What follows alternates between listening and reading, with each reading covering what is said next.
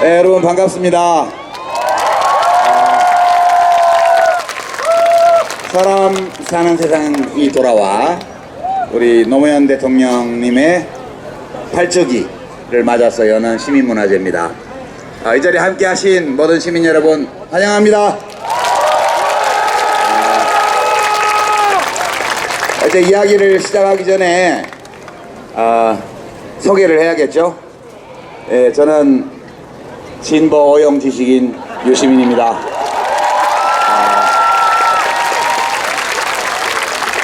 그래도 성남시장보다는 충남지사가 더 큰데니까 먼저 소개하시죠.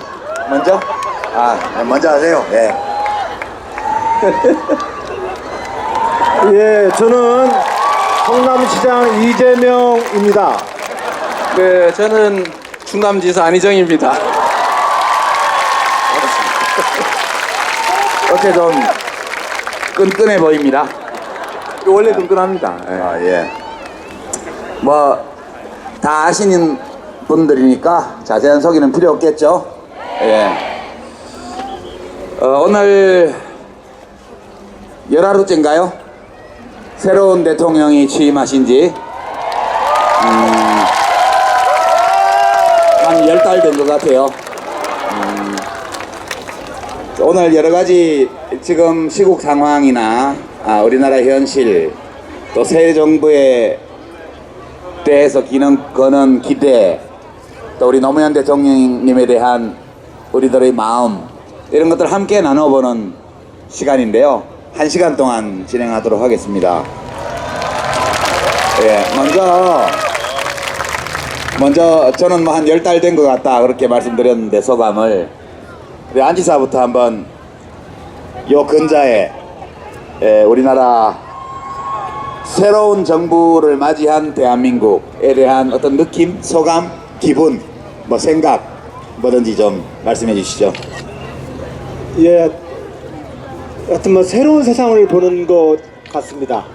그리고 국민 여러분이 선택한 새로운 대통령과 새로운 정부 그리고 문재인 대통령 이 시대에 상쾌한 공기처럼 세상이 모든 사람에게 좀 더 많은 환한 웃음과 좀 더 잘 될 거야 라는 기대 이런 것들이 곳곳에 우리 모두에게 활력을 주는 것 같습니다. 그리고 문재인 대통령 지난 열흘 이렇게 보면 굉장히 준비 많이 하신 것 같다는 느낌을 확 받습니다. 그렇지요? 네. 그리고 또 한편으로는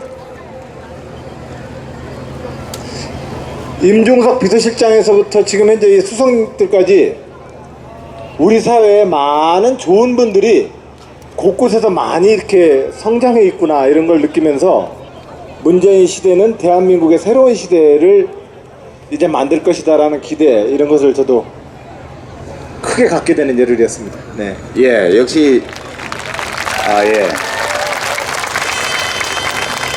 시골에서 행정만 하더니 말이 더 재미없어졌어요 옛날보다. 네. 더 노력하셔야 될 것 같죠? 네. 더 준비하셔야 될 것 같아요. 네. 다음에는 더 준비된 후보가 되시기를 바랍니다. 네. 우리 이재명 시장님. 네, 저는 며칠 전에 저희 광장을 왔었는데 이 똑같은 광장에 똑같은 사람들의 똑같은 건물이 있는데 이 공기가 달라 보이는 거예요. 어떻습니까? 자, 그래서 이 변화 저는 요새 제가 청와대에 앉아 있는 것 같아요. 왜 그러냐면 제가 하고 싶은 걸 다 하고 있는 거예요. 특히 최근에 저는 가능한 말 안 하고 가만히 있으려고 저 항상 가만히 있는 게 도와드리는 거거든요. 그런데 그 윤석열 그 서울지검장 임명하는 거 보고 야 진짜다 이런 생각이 들었어요. 우리가 해야 될 제일 중요한 과제가 이 공정한 세상을 만드는 건데 공정하게 만드는 것도 중요한데 말이에요. 이 불공정한 게임에서 이익 보는 사람들 이익 보지 못하게 하는 거 이게 정말 중요하거든요. 근데 이게 이 나라를 망쳤는데 그걸 정리하는 일을 지금 청와대에서 아주 신속하게 아주 좋은 사람을 골라서 하는 걸 보고 아 내가 하고 있구나 이런 느낌이 드는데 어떻습니까? 개인적으로 하나 좋은 것도 뭐냐면 압수수색 걱정을 안 해도 된다는 거지 이제는. 아니 나쁜 짓 안 했는데 수없이 압수수색을 당했거든요. 그래서 이제는 압수수색 좀 안 나오면 좋겠고 저희 공무원들이 한 100명 가까이 입건돼 있어요. 트위터 많이 했다고. 트위터 했다고. 시정 홍보를 한 게 아니라 시장 도와준 거 아니냐 이래가지고 이제 앞으로 그런 일 없겠죠? 그래서 우리 제가 마치 정말 하고 싶었던 일을 다 하는 거 있어서 청와대에 내가 앉아서 내가 지키고 있나 이런 느낌이 드는데 여러분도 그러시죠? 국민이 주인인 나라 진짜 되는 것 같습니다. 정말 기분 좋아요. 네. 감사합니다. 예. 아깝죠. 아깝긴 하지. 근데 그걸 얘기하면 어떡해요? 좀만 잘했으면 내 가족이 있을 수 있었는데. 그건 아니야. 그건 아니고? 그건 안 되는 거 알았고요. 더 잘 준비해야 돼. 저번에 전화하셔가 나보고 그거 더 하지 말라고 그랬잖아 이제. 언제 내가 그랬어요? 전화해가지고요. 더 오버하지 말 거라 그랬어요 저한테. 예. 다들 기대가 많으신데 저는 사실 기대도 많고 그렇긴 한데 걱정이 좀 있었고 지금도 좀 있고요. 제가 이제 진보 오용 지식인 하겠다고 그랬더니 어떤 분들은 좀 오해를 하시더라고요. 제가 하겠다고 그랬지 남들 보고 하라고 한 적 없거든요. 그러니까 제가 그 말을 한 거는 정부가 원래 대통령도 그렇고 정부도 그렇고 잘하는 일도 있고 하다 보면 또 판단착오나 실수나 잘못도 있을 수 있죠. 근데 잘한 거를 잘했다고 얘기를 하면 친정부, 어용 이런 소리 들을까 겁이 나서 잘한 거는 조명을 안 해주고 좀 못한 것만 두들겨 패면 그거는 균형 있는 언론이 아니죠.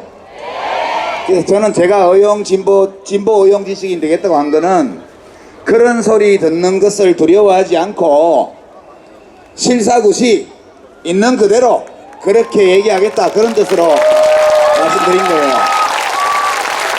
뭐 어느 신문사나 방송사나 언론인들 보고 그거 해달라고 한 게 아니거든요. 오해 마시기 바랍니다. 예, 그래서 우리 모두가 좀 그렇게 있는 그대로 대한민국을 보면서 있는 그대로 정부, 있는 그대로의 정책, 있는 그대로의 대통령을 보면서 이렇게 각자 판단하고 평가하고 참여하고 이렇게 한다면 대한민국 잘 되지 않을까 그런 기대를 가져봅니다.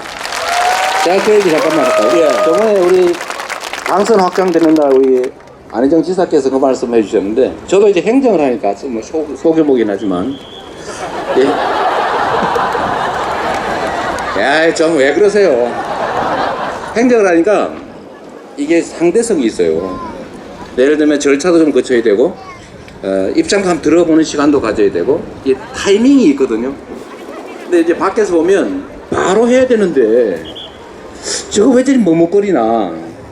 그리고 가끔씩은 상대방 입장을 고려한 정치적 상대방들 입장을 고려한 이제 소위 멘트도 좀 해줘야 되고 하는데 그걸 확 물고 늘어지면 다음부터 진짜 주저앉아 버립니다.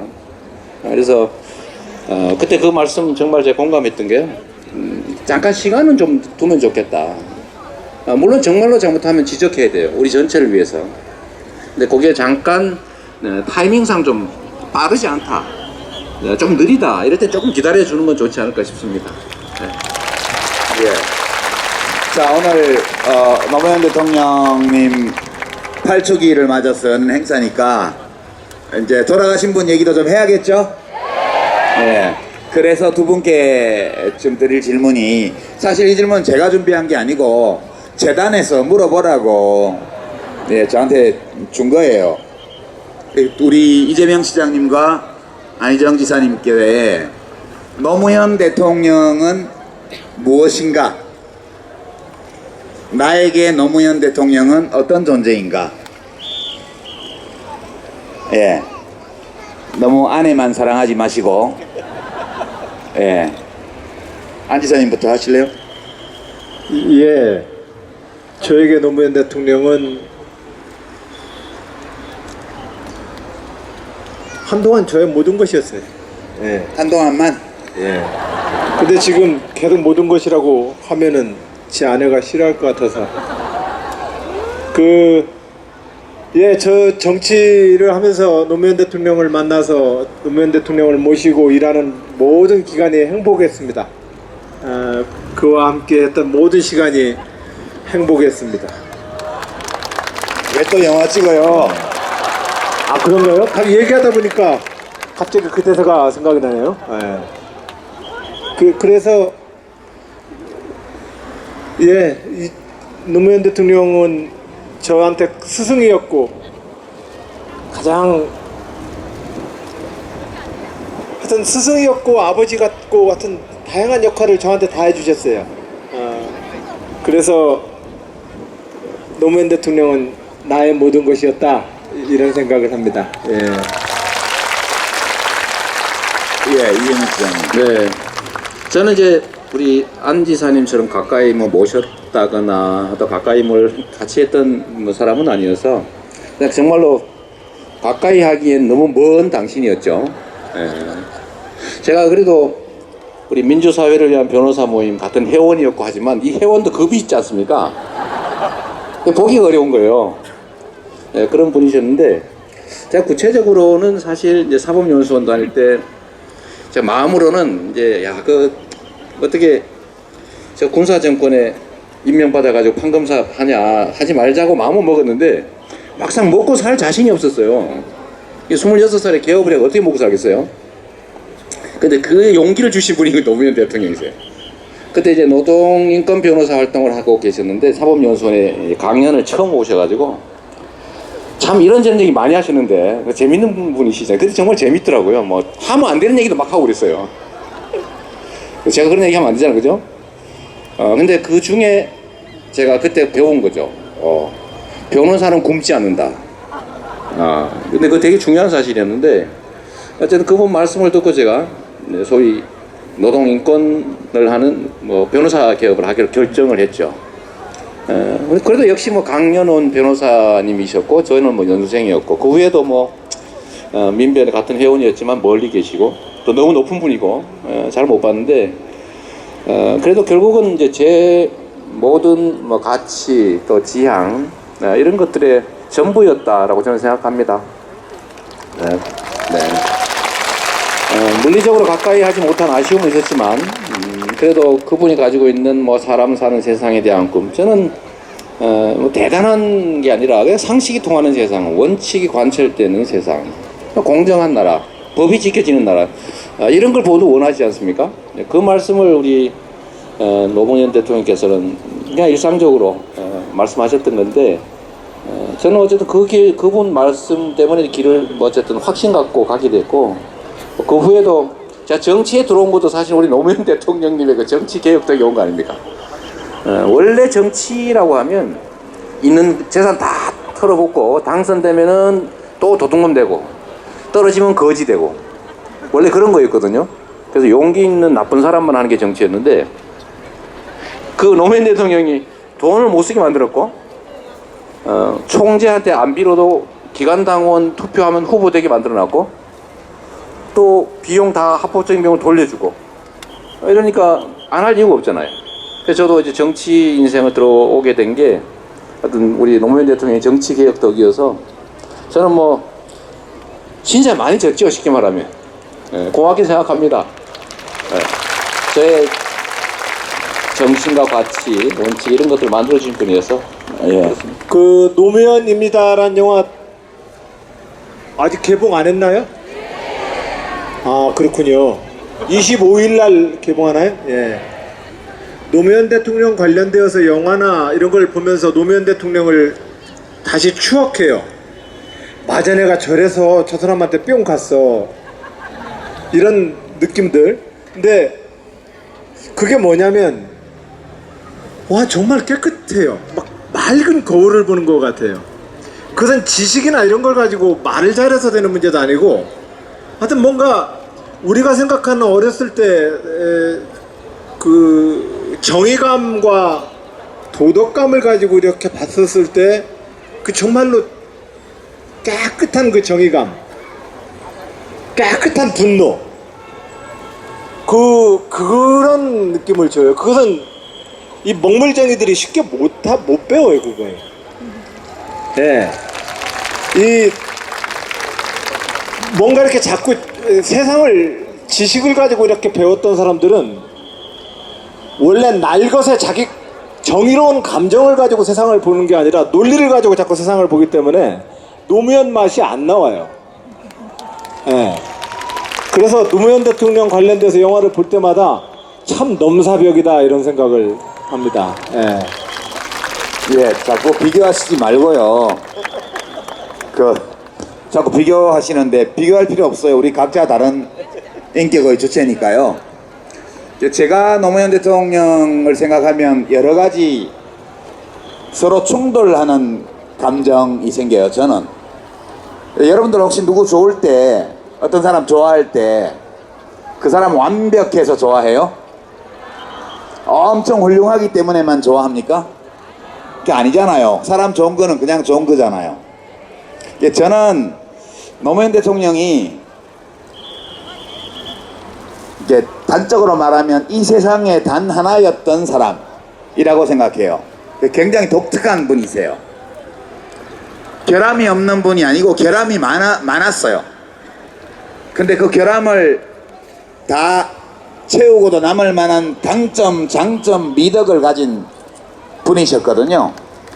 어찌 보면 한 사람의 인격 안에 우리 호모사피엔스가 집단적으로 다 가지고 있는 온갖 면들이 그 사람 한 사람 안에 다 모여있다는 느낌이 들 때도 저는 있었습니다. 그래서 저한테 노무현 대통령님은 좀 아직도 상처예요. 상처. 이렇게 생각하면 좋은 것만 떠올라야 되는데 그렇지 않은 감정들도 굉장히 많이 떠오릅니다. 그래서 왜 이 상처가 남았을까 이렇게 생각을 해보니까 되게 우리 노무현 대통령님은 내 삶의 의미가 뭔가 이거를 굉장히 젊었을 때부터 돌아가시는 그날까지 계속 고민하셨던 분이라는 생각이 들어요. 계속 고민하신 거죠. 그렇게 살아가신 것도 그렇게 떠나가신 것도 어찌 보면 당신의 인생의 근거, 삶의 의미 이런 것들을 계속 탐색하는 과정 그리고 그 결과로서 온 것이 아니었나 이렇게 생각하고 사실 좀 너무 일찍 가셔가지고 그죠? 너무 일찍 가셔서 아쉽지 그분의 삶 자체는 되게 괜찮았던 것 같아요. 저는 그렇게 생각하고 예. 결함이 없기 때문에 그냥 훌륭했기 때문에 좋아했던 분이 아니고 그 모든 것들을 다 가지고 있으면서 더 훌륭한 것으로 상태로 그리고 더 고양된 그런 삶으로 더 큰 의미를 향해서 그렇게 끝까지 계속 가셨던 분이기 때문에 이렇게 좋아하는 마음이 여전하고 끝까지 못 가셔서 상처로 남은 게 아닌가? 그런 생각이 좀 들어요. 이 상처를 어떻게 다 치유할지에 대해서는 좀 이따 좀 더 얘기할 기회가 있을 거라고 저는 믿습니다. 예, 여러분 23일 날 봉화에서 추도 행사 있는데 못 가시는 분이 많죠? 그래서 그 못 가는 거 아쉬움 달래리고 오늘 여기 오신 거잖아요, 그죠? 예, 그러면 그날 가시는 분은 가시고 못 가시는 분은 또 인터넷 생중계 보면서 아쉬움을 달래기로 합시다. 대통령께서 만약 살아계셨더라면 지난 겨울에 촛불 집회와 대통령 탄핵, 헌법재판소의 인용 결정, 그리고 이번 대통령 선거의 결과를 보시면서 어떤 감정을 느끼셨을까 되게 궁금해져요. 제가 대통령께 감정이입을 해가지고 생각도 해보고 그러거든요. 근데 이러실 것 같아요. 야, 기분 좋다. 그러실 것 같아요. 그래서 두 분은 촛불 집회에도 쭉 같이 하셨는데요. 지난 6개월 동안 우리가 함께 겪었던 이 대한민국 국민들, 촛불을 들고 광장에 나왔던 시민들뿐만 아니라 나오진 않았지만 마음으로 함께했던 모든 시민들을 생각할 때 여러 가지 소회가 있을 것 같아요. 그죠? 이번에는 이재명 시장님, 너무 대중에게 아부하는 발언 하시지 말고 확실하게 본인의 소신을 어필하도록 제가 해주세요. 예. 우리 유 선배님이 그렇게 말씀하신다고 해서 안 할 사람이 아닙니다. 사실 작년 이제 10월 말부터 시작됐던 이제 촛불 집회는 처음에는 정말로 성경 구절처럼 미약했지 않습니까? 그런데 결국은 깨어있는 시민들이 조직해서 실제로 세상의 큰 흐름을 바꿨죠. 저는 이게 집단지성이 행동한 결과다라고 생각합니다. 사실 아마 처음에 촛불 들고 나올 때 박근혜를 탄핵 또는 퇴진시킬 수 있다 현실적으로 이렇게 믿고 확신하고 한 사람 그리 많지 않았을 거예요.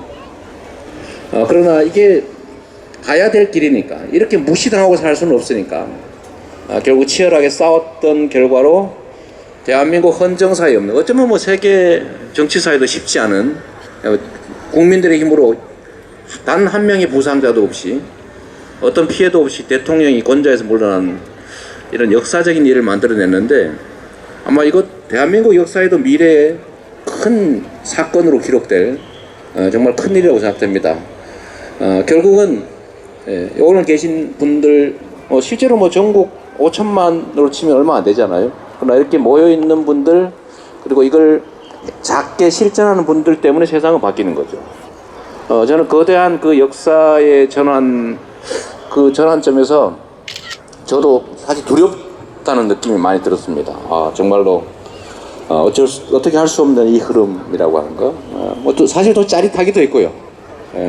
여러분 그러지 않았어요? 짜릿했잖아요, 그죠? 그래서 결국 저는 여의도에서 이제 탄핵 그 결정 날, 의결하는 날 제가 거기 있었는데 정말로 눈물 났습니다. 이제 국민의힘이고 또 조직된 또는 깨어있는 소수 국민들의 행동하는 힘이 세상을 바꾸는 현장을 제가 직접 봤기 때문에 정말 감동적이었어요. 야구한 거 아니죠? 역시 예상되었던 답변을. 예상됐던. 네, 예상을 못 벗어나고 있습니다. 안 지사님. 예, 우리 역사에서 드디어 우리는 국가를 평범한 시민들이 한번 극복해 본 거 아닐까요? 예. 늘 국가는 크고 관과 정부는 높고 위대하고 지엄한 분들의 존재이고 백성은 무지렁이일 뿐이고 기껏해야 밀란 한번 일으켰다가 진압당하는 존재였던 그 역사, 잘해봤자 청원운동 한번 하는 역사, 이 역사에서 실질적인 국가의 주인으로서 우리의 주권 행사를 최초로 해본 사건 아니냐. 예, 저는 2017년 박근혜 대통령의 이 탄핵은 대한민국의 역사에서 수천 년 동안 무지렁이 백성으로 청원운동 수준의 밀란이나 일으켜야 됐던 그 역사를 명실상부하게 나라의 주인이 누군가를 확인했던 사건이다. 예, 그런 점에서 이 일은 엄청난 우리 민주주의 역사에서 엄청난 어떤 한 단계의 전환이라고 저는 생각을 합니다. 근데 이제 직업 정치인인 저 입장에서 보면 참 두려운 순간입니다. 까불면 저렇게 당합니다. 말 안 들으면 저렇게 혼나게 되어 있습니다. 그런데 직업 정치인으로서 갖는 늘 어려움은, 그럼에도 불구하고 제 소신이 여러분 모두를 위해서는 그 길이 아니라고 얘기를 해야 되는 그 순간입니다. 그 순간에 얘기를 잘못했다가는 무섭게 혼나거든요. 과연 그 순간에 저는 얼마나 더 용기를 낼 수 있을까? 또 한편으로는 얼마나 더 깊이 있게 국민 여러분께 나의 이 소신을 잘 전달할 수 있을까? 제가 이번에 경선 때 선의 발언 가지고 한 달 두드려 맞지 않았습니까? 지나보면 그 두드려 맞은 말 아니에요, 사실. 또 고집 근데- 부린다. 또 고집 부려. 근데 거의 뭐 한 2주, 3주를 두드려 맞는데 뭐 거의 나중에는 뭐 잠도 못 자겠고. 그러나 정치인이 또 직업 정치인이 지 소신이 있어야 합니다.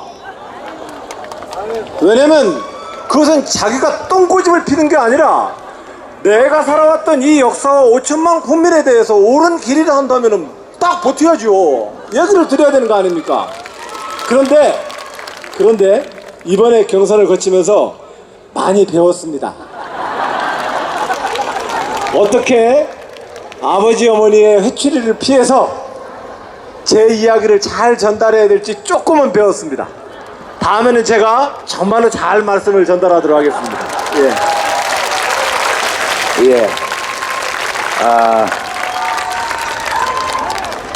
저는 이제 이번 촛불 집회 탄핵을 보면서 이게 점차 업그레이드 돼 가는구나. 이게 사실 우리 촛불 집회의 원조는 3.1 운동이라고 생각해요. 저는 3.1 만세 운동이요. 3.1 만세 운동은 일본 총독부가 완전히 짓밟았죠. 짓밟혔습니다. 그 뒤로도 수십 년 동안 우리가 자유를 얻지 못했어요. 그 다음 두 번째 업그레이드 버전이 4.19였거든요.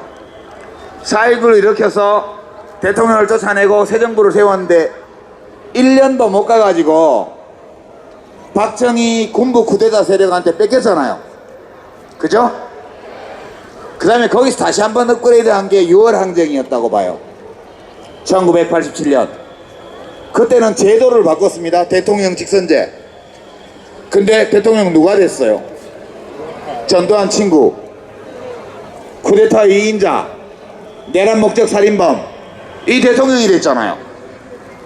이번이 4차 버전이에요. 이번 촛불 집회는 헌법 절차에 따라서 대통령을 탄핵했고, 그리고 촛불 시민들이 원하는 사람을 대통령으로 만들었잖아요.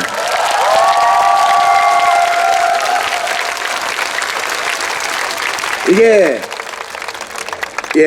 시민혁명 4.0 4.0이었다. 저는 그렇게 생각합니다. 여러분 수고 많이 하셨고요. 애 많이 쓰셨고요. 훌륭하십니다. 최고입니다. 아까 얘기가 좀 나왔는데 이 두 분을 하필이면 왜 노무현 재단에서 이 토크쇼에 이야기 손님으로 모시게 했을까요? 우리 저기 청와대에 계신 분하고 한바탕 했던 분들이잖아. 그래서 경선에 저도 떨어져 봤는데요. 저는 끝까지 못 가고 옛날에 한번 중간에 접었는데 끝까지 가서 떨어졌잖아요. 미역국을 드셨어요. 미역국 드신 소감을 좀 들어야 되는데, 그죠? 아까 약간 살짝 하긴 했지만 그런 거 말고 종합적인 소감을.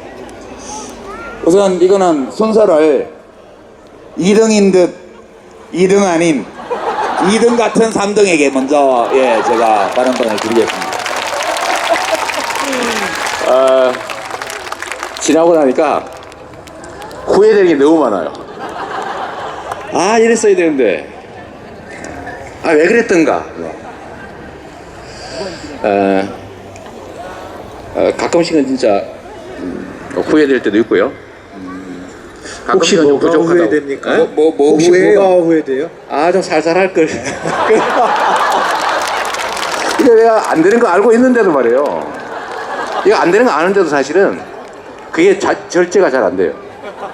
이 나름은 검투사잖아요. 검투사. 승부를 하는 검투사인데 찔러야 되거든요. 찔르면 아프거든 사실은. 기분 나빠요. 근데 안 찌르잖아요. 그런 사람들이 관심을 안 가져요. 그리고 그쪽을 응원하는 사람들한테 저 가짜야 이러면 다 떨어져 버려요. 그러니까 우리가 물론 한때는 이만큼 내가 혹시 모른다 이런 생각 할 때도 있었어요.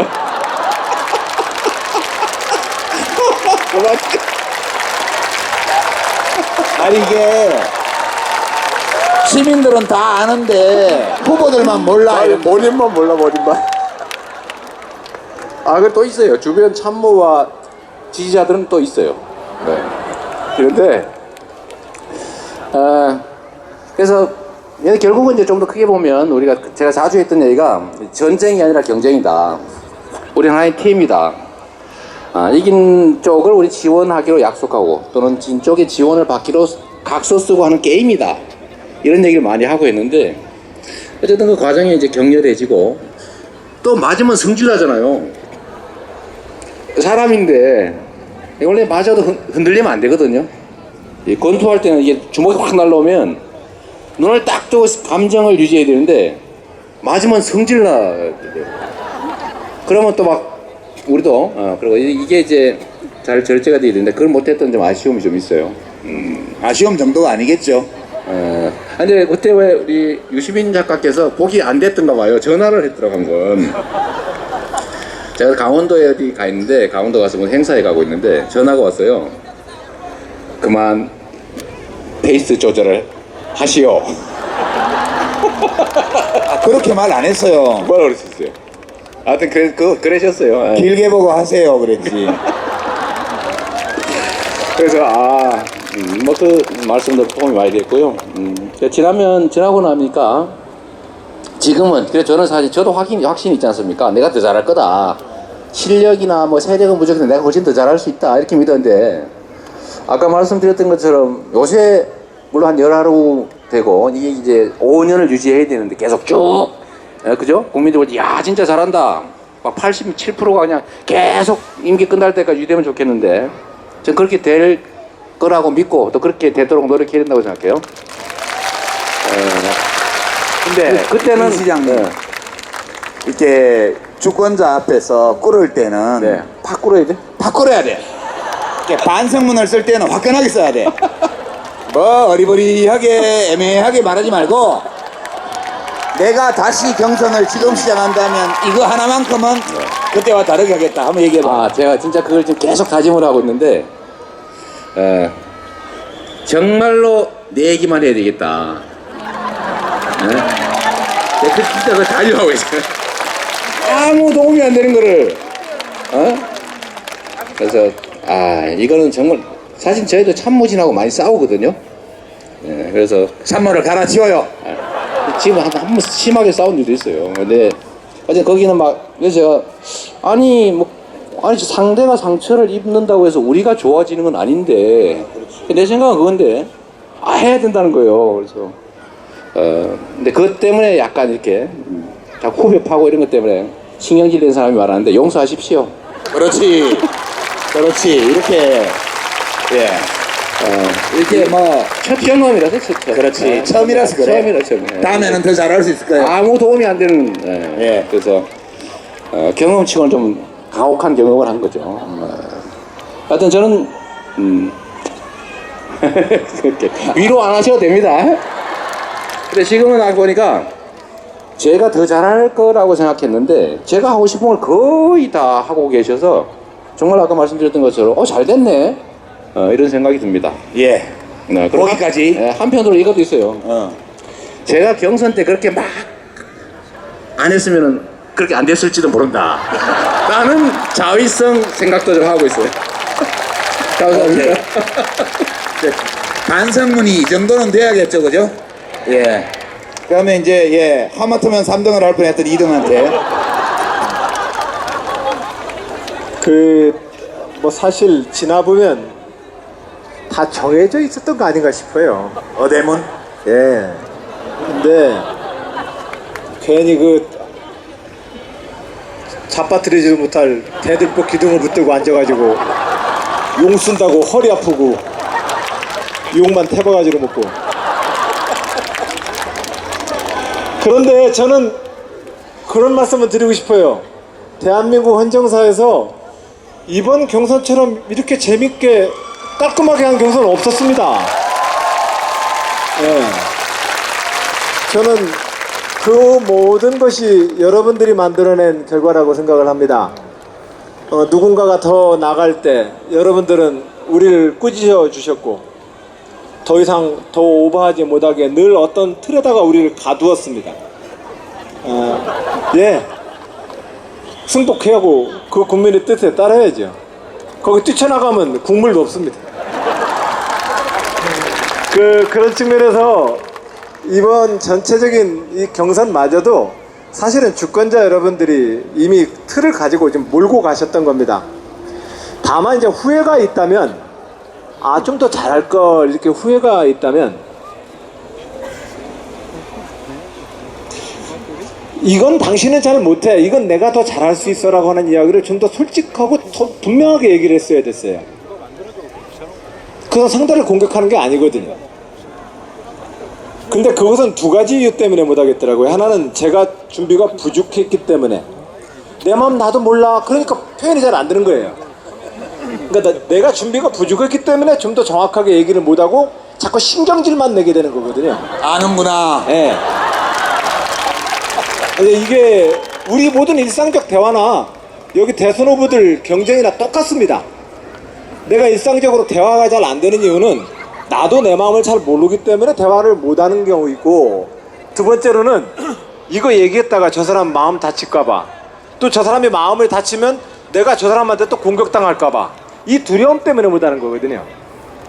근데 이 두 가지 모두 저는 이제 지금 정치인이니까 내가 대통령이 된다면, 나에게 대통령의 지위를 준다면 나는 이러한 대한민국을 만들겠다를 좀 더 상세하고 분명하게 얘기를 했어야 됐다라고 하는 것 하나와, 또 하나는 그 관계를 뛰어넘어서 용감하게 내 이야기를 했어야 됐다.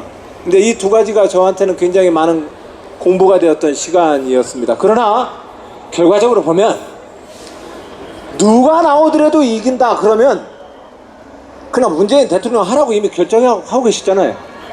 예.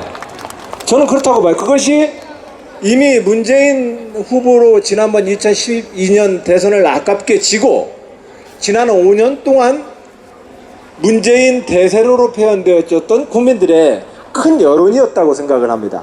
그걸 그때는 몰랐어요. 아니, 알았죠. 알았고 이제 거기에 한번 도전을 하려고 했다가 이제 처음에 그래서 불펜 투수론이라고 얘기했던 거거든요. 선발이 어려움에 처하면 투입되는 사람, 그런 정도로 슥 발을 내밀었다가 그러다가 나도 한번 뛰어볼게 하고 나갔다가 딱 나가려고 하는데 이제 된통 또 이제 어려움에 봉착하는 이 과정이었죠. 예, 하여튼 알겠습니다. 많이 배웠습니다. 예. 예.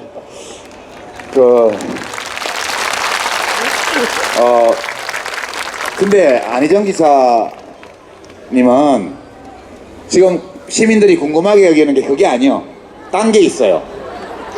5월 9일 날 밤에 여기 옆에 와서 뻘뽀뽀 했을 때 술 먹고 했냐, 술 안 먹고 했냐, 그게 지금 제일 관심사거든. 확실하게 얘기해봐요. 거기에 대해서 여러 가지 설이 있습니다. 저 충남도지사가 지역의 도지사라서 많이 현장을 다니다 보니까 얼굴이 많이 타서 그렇지 그렇게 중대한 자리에 술 먹고 올라왔을 리가 없다. 그날 연설하는 거 봐라, 또박또박 연설만 잘하더만 어떻게 취한 사람이냐, 뭐 이런 썰이 있어요. 근데 또 그에 못지않게 많은 분들은 술도 안 먹고 어떻게 저런 짓을 하냐? 쟤 먹은 거 분명하다. 쟤 먹은 거 분명하다. 그런데 그 결과는 나중에 이 역사의 기록은. 근데 분명한 사실은 제가 그 5월 9일 저녁에 무대에 딱 이렇게 올라섰는데 뭐 이재명 시장님 계시고 최성 시장님 계시고 문재인 후보님 계시고 박원순 시장 계시고 추미애 대표 계시고 하는데 이렇게 악수를 하는데, 와, 문재인 대통령이 그렇게 이뻐 보이더라고요. 네.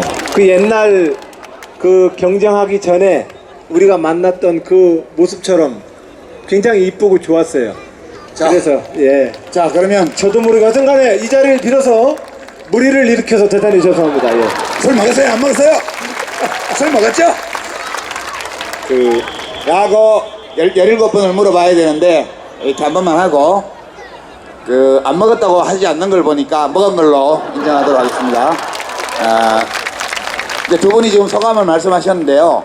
제가 이제 관전자로서 이렇게 감히 어드바이스를 드린다면 우리 안 지사님은 우리 문재인 대통령께서 국회에서 약식 취임식 할 때 읽었던 그 취임 연설 있죠?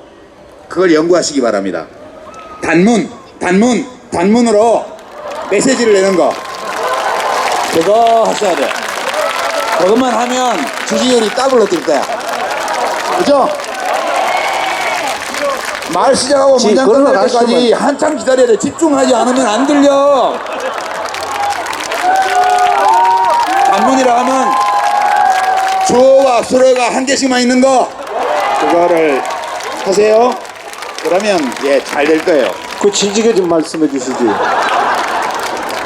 자, 우리 이 시장님은 내가 1월 2일 날 신년토론 JTBC에서 하면서 감정조절 장애 있는 거 아니냐고 물어봤잖아요. 그게 최대 약점이라니까. 그래서 우리 이재명 시장님은 저 사람이 예전에 지난번 대선 경선 때는 조절 장애가 조금 있었던 것 같은데 그 사이에 훌륭하게 극복을 했구나. 이것만 확인이 되면 또 지지율이 2배 오를 거예요. 알겠습니다. 아니 근데 이재명 시장님 조절이 안 될 만큼 화가 많이 나요?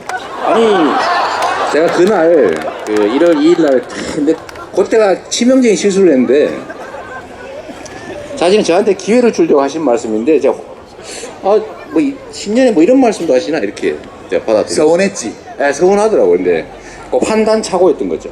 거기서 벌컥 화 안 냈어요? 벌컥 화는 되지 않고 거기 바로 물어봤지. 벌컥 화냈지. 그게 벌컥 화낸 걸로 보이는 거예요? 그렇지. 그래 내가 이렇게 못했게 얘기하면 안 된다고 얘기했잖아요. 그러니까 그럴 때 들어오면 제가 예전에 좀 그런 문제가 있었습니다. 응? 이렇게 탁 털면서 단문으로. 그렇지. 예전에 그런 문제가 있었습니다. 앞으로는 그리 안 하겠습니다. 이렇게 딱 했으면 점수 땄지. 그지? 맞습니다. 그게 아주 훈련 부족이고요. 수양 부족인데 그 말씀이 정말로 맞는 것 같아요. 예. 인정. 바로 이거예요. 바로 이거. 지금 이거 얼마나 좋아요. 그죠? 이미 상황 다 끝났으니까 그렇지 뭐. 또 그 상황 가봐. 그냥 또 이제 자, 앞으로 또 이런 기회가 생기면 우리 이재명 시장님은 우리 모두 그렇다고 이재명 시장님 얘기하는 게 아니라 이재명 시장님은 앞으로 또 이런 기회가 지난번 같은 기회가 생기면 절대 버려가시지 말고요. 안 지사님은 새벽에 페이스북 하지 마세요. 네. 자, 거기까지. 저기까지 하고.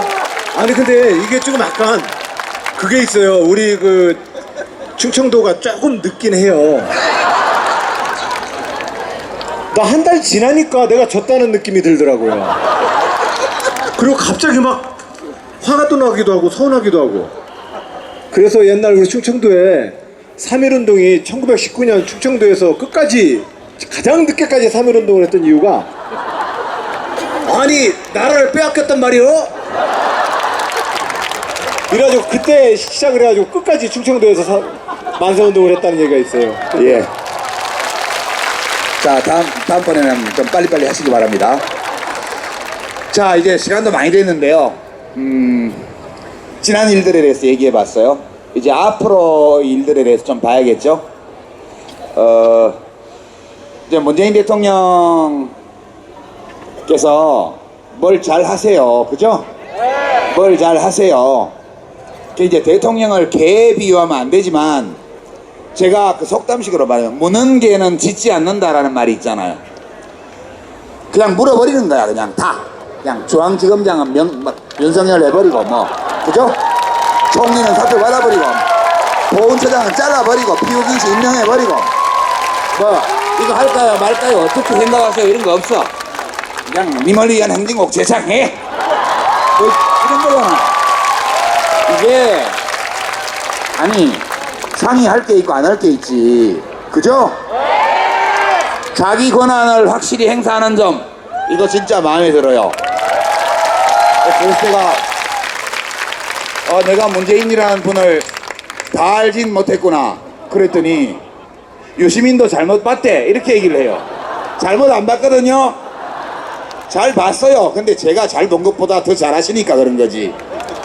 그래서 아직 인사도 안 났어요. 다음 주 되면 차관 인사가 난다고 그러고 그 다음에 이제 월말 지나면 장관 인사가 날 텐데 문재인 정부 이거를 꼭 하자 아니면 이렇게 하자 이런 점에서 두 분이 각자 대통령이라고 생각하고 지금 뭐 기분이 그렇다며 본인이 거기 가 있는 거 그렇다며요. 그러니까 내가 대통령으로 생각하고 그러면 이제 이건 이렇게 하겠습니다 라고 말해야 되는데 대통령이 아니니까 이렇게 했으면 좋겠습니다 이렇게 한번 제일 중요한 거 이 시장 둘이 오늘 왜 이래? 예, 뭐 먼저 예. 그 우선은 우리가 경선을 참 잘 치렀다고 저는 생각합니다. 그 굉장히 좀 급진적이라고 표현해야 됩니까? 하여튼 뭐 이 주장은 이재명 시장님이 세게 한 거고, 그리고 우리 사회에서 뭐라고 합니까? 보수, 중도 뭐 이런 개념으로 좀 천천히 조금 더 기존의 진보 진영의 담론보다는 조금 더 우클릭이라고 표현되어지는 영역. 단문으로. 아 그렇구나. 예, 그 단문으로 가면 고쳐서 다시 하도록 하겠습니다. 저희가 이번에 경선을 잘 치렀습니다. 이재명 시장님은 우리 사회의 급진적 주제를 다뤘습니다. 안희정은 중도와 보수, 합리주의적 주제들을 다뤘습니다. 그래서 경선 때 좀 다소 많이 부딪혔습니다. 그러나 그 부딪힌 덕분에 문재인 대통령의 취임 이후 우리는 우리 사회에서 우리가 다뤄야 될 주제들을 쉽게 다루게 되었습니다. 확 다르죠? 예, 저도 단문을 못 해설하기보담도 제가 너무 세게 말하면 놀라실까봐 배려하다 보니까 이야기가 자꾸 장문으로 가는 거예요. 앞으로는 단문으로 하도록 하겠습니다. 예. 그래서 문재인 정부가 뭘 해야 돼요? 그래서 지금 하시는 이 초기 한 열흘은 정말 잘하고 계십니다. 그러나 우리가 저 입장에서 보면 자치분권의 과제, 중앙 집권화된 국가를 지방자치국가로 가야 합니다.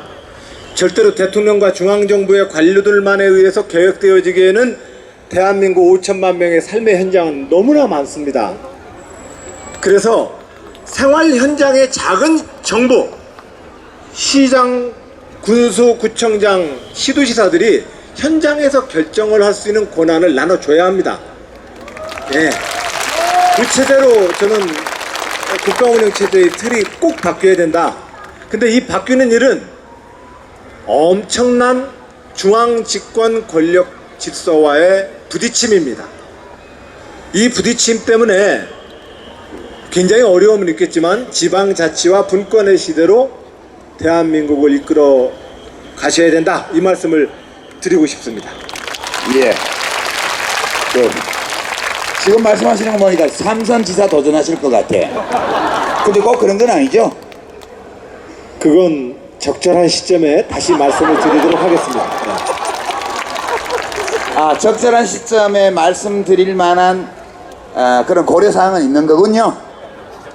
그렇게 자꾸 치고 들어오면 곤란합니다. 네. 우리 안 지사의 장래는 꼭 충남도지사를 하는 데 있지만은 않다. 저는 그렇게 생각하면서 대통령에 또 도전하려면 국회도 알아야 되고, 그죠? 정부도 알아야 되잖아요. 문재인 대통령이 저렇게 잘하시는 거는 비서실장을 하셨기 때문이잖아요. 그 점 잘 고려하셔서. 그 유시민 장관님께서는 전에 장관을 지내셨기 때문에 그러는데, 지방 도백 도지사는 장관보다 조금 위에 아닙니까? 그래서 이미 중앙정부의 그 경험을 지방정부의 책임자로서 저도 나름 열심히 겪었다는 말씀은 갑자기 하고 싶은 그거 생각이 중요해요. 들었습니다. 네. 지방정부 행정 경험이 중요한데 그것만으로는 약해. 예, 약해. 그 점을 좀 고려하시고요. 이 시장님. 네, 저는 지금 이제 당장 해야 될 일들은 그야말로 법 고치지 않고 그냥 대통령이 결단하면 되는 그러니까 너무 상식에 부합하는 일들을 지금 하고 있는데요. 예를 들면 이런 거 하나 좀 더 있으면 좋겠어요. 사실 다 제일 중요한 경제 문제거든요. 먹고 사는 문제, 이제 사회적인 문제, 행정적 문제, 그거 좀 나가서 정치적인 문제 이런 것들은 어느 정도 의지로 다 관찰할 수가 있는데 이제 문제는 경제적 문제로 들어가면 상대가 있습니다. 저항하는 세력이 있는 거죠. 뺏기는 쪽. 그래서 이 경제적 문제에 손을 댈 때 본격적으로 충돌이 발생하고 또 국민들이 봤을 때는 저것도 못하나? 라는 그런 실망도 느낄 수 있고 하는 시기가 곧 오게 됩니다. 저는 첫째로 일단 경제적 문제가 시급하니까 전기세 좀 정상화부터 해버리면 되겠다. 전기요금. 전기요금. 왜냐하면 그게 공기업인 한전이 하는 일이니까 산자부 시켜가지고 고치면 되잖아, 그죠? 그렇죠. 금방 고칠 수 있어, 이건. 해 하면 하는 거거든요. 그래서 원가 이하로 주는 이제 전기요금, 이거 기업에서 제대로 받아라. 그리고 서민들 그 누진제 이상하게 가지고 전기 못 쓰게 하는 거 줄여라고 하면 사실 이제 자산 재분배, 소득 재분배가 가능해지는데, 괜찮아요? 아니, 금방 할 거예요, 아마. 제가 말 안 해도. 할 걸로 보는데, 경제적 문제, 특히 이제 기득권들에게 약간의 손상이 가는 그 일들이 개혁 작업이 시작될 때 저항이 엄청날 거다라는 생각이 들고요. 그때 사실은 국민들이 힘을 합쳐줘야 됩니다. 거기에 힘 좀 실어주자고 하는 말씀으로 좀. 예. 시간이 이제 10분도 못 남았는데요. 이제 신나게 놀아야지. 공연 보면서. 언제까지 이렇게 얘기만 하고 있어요.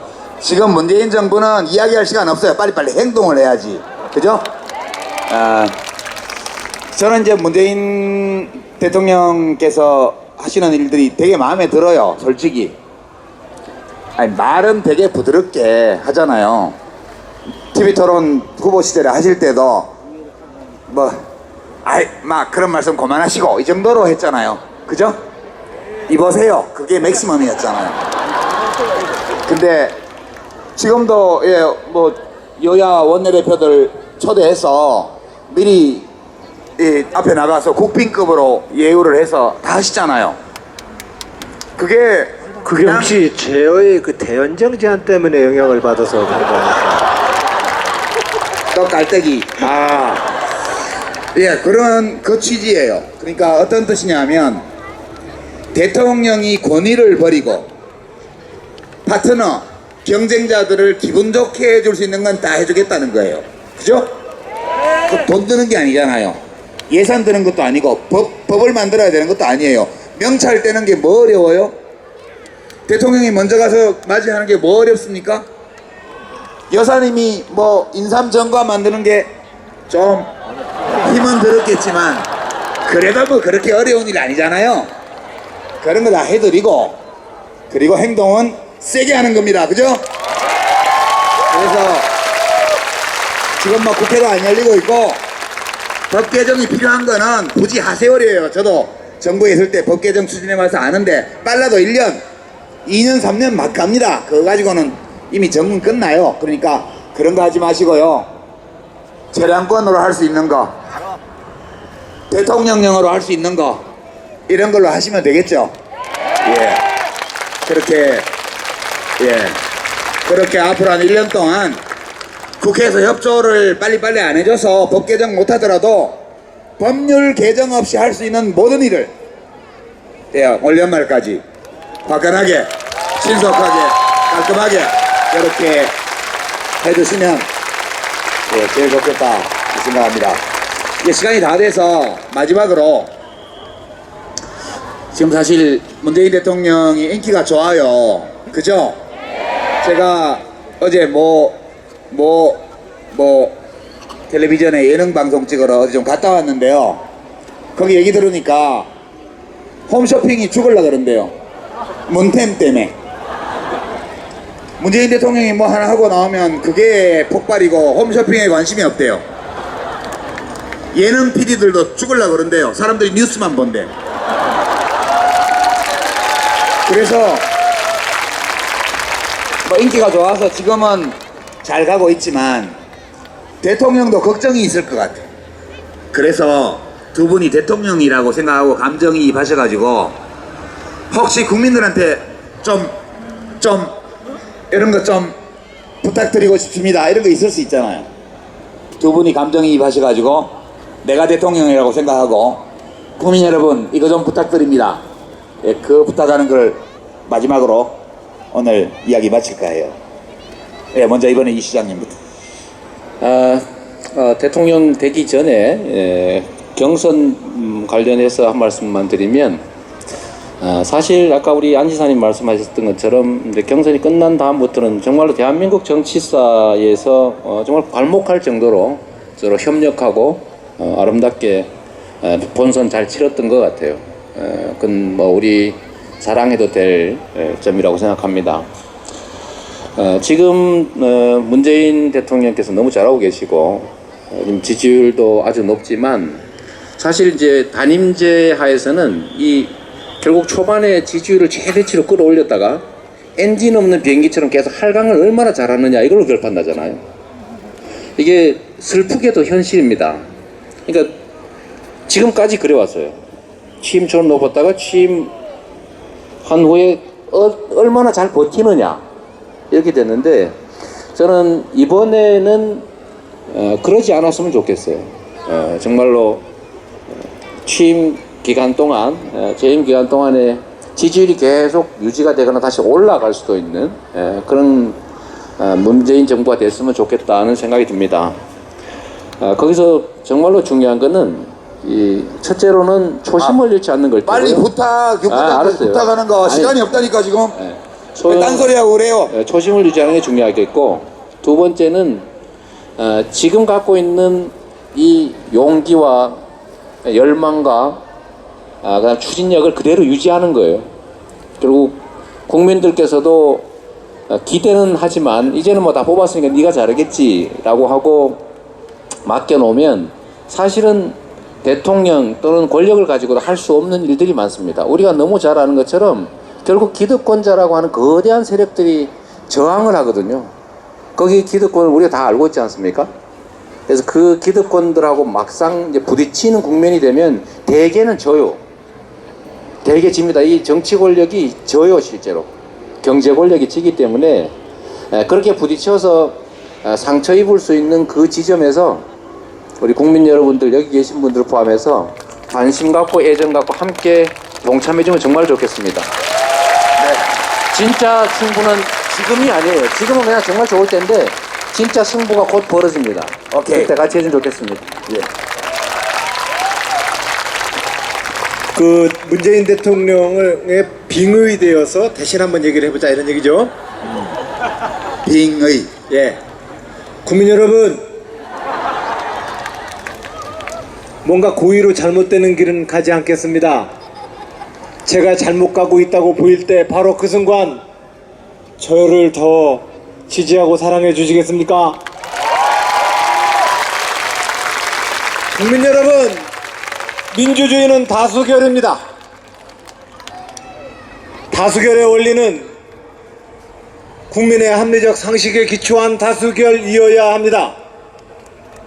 그러지 않으면 다수결은 폭력이 될 테니까요. 하지만 국민 여러분, 그럼에도 불구하고 우리가 어떤 결론을 내려야 된다면 우리가 의존할 수 있는 방법은 다수결밖에 없습니다. 바로 이 다수결을 우리 사회의 문화와 제도로 정착시켜내는 일, 386 직업정치인 저 안희정의 간절한 꿈입니다. 이것이 문재인 대통령을 빙의해서 얘기하자고 했는데, 그죠? 빙의가 안 되지. 지금 된 겁니까? 이렇게 온 겁니까? 어찌되었든, 자, 다수결의 문제는 우리 모두 내부의 다수파의 폭력과 그 다수결에 동의하지 않는 불만을 만들어내게 됩니다.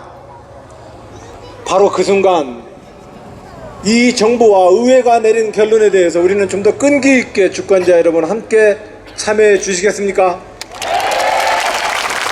그리고 너무 그렇게 뜨겁지 않아도 좋으니 너무 빨리 식지는 말아 주십시오. 네. 예, 고맙습니다.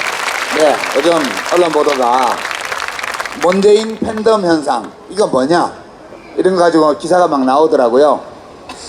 그래서 너무 뜨겁지 않아도 좋으니까 너무 빨리 식지 않았으면 좋겠다. 이게 이제 빙의가 좀 된 것 같아요. 그 말씀을 하시고 싶을 거예요. 이게 마무리하면서요.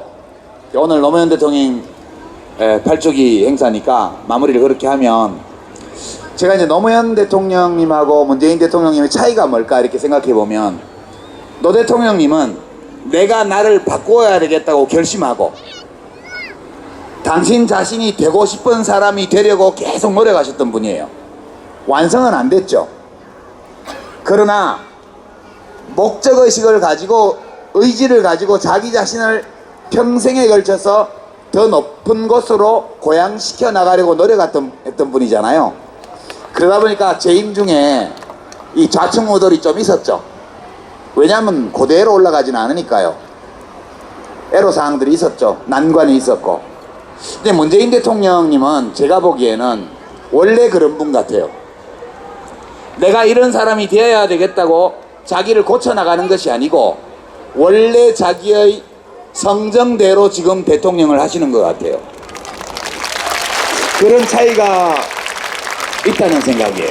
그러니까 문재인 대통령은 훨씬 더 안정되고 완성된 형태로 대통령이 되셨어요. 대통령 임기를 마치는 날까지 이 상태 그대로, 이 모습 그대로, 이 감정 그대로 그렇게 쭉 가시면 되리라고 보고요. 그리고 많은 외부 환경의 변화가 이 다도의 바다처럼 잔잔한 문재인이라는 분의 내면에 좀 파장을 일으키긴 하겠지만 그런 파장이 문재인 대통령이 만들어낸 것이 아니라는 것 우리 함께 살펴주시고 앞으로 5년 퇴임하시는 날 여기서 환호를 받으면서 퇴임하실 수 있도록 그렇게 지켜나가십시다. 감사합니다.